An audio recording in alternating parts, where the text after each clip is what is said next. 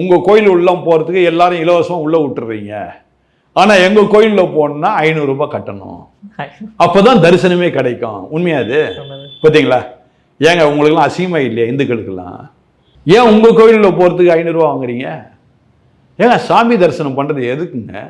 என் மனசுக்காக, என் உள்ளம் சந்தோஷப்படணும், எனக்கு ஒரு சமாதானம் கிடைக்கணும், அதுக்காக நான் போகிறேன். நான் என்ன பண்ணணும்? என் சொந்த விருப்பத்தோடு கூட அந்த காணிக்கை உண்டியலில் என்ன பண்ணணும்? உண்டியலில் நான் காசு போடணும். நான் கடவுளுக்காக கொடுக்குறேன்னு நினச்சி நான் கொடுக்கணும். அதை விட்டுட்டு 500 ரூபாய் என்கிட்ட பிடிங்கி அப்போ தான் இந்த லைனில் விடுவேன், 100 ரூபா கொடுத்தா அந்த லைனில் விடுவேன். என்னங்க இதெல்லாம் அசிங்கமா இல்லை? ஏன் இந்த இந்துக்களை ஏன் கேட்க மாட்டீங்க?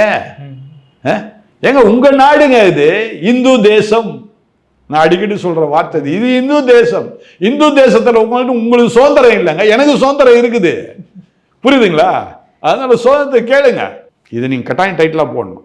இந்துக்கள் ஏன் சொர்ணம் இல்லைன்னு பேராயர் கேட்கின்றார். என்ன கட்டாயம் நீங்க போடுங்க. ஏன்னா எனக்கு மறுபடியும் உங்ககிட்டே பலமுறை நான் பேட்டியில் பேசும்போது சொல்லியிருக்கிறேன், இந்துக்களுக்கு அறிவே இல்லை. திரும்ப இந்த திராவிட முன்னேற்ற கழகத்துக்கே வாக்கு கொடுத்து திரும்ப அவங்க கொண்டு வராங்க.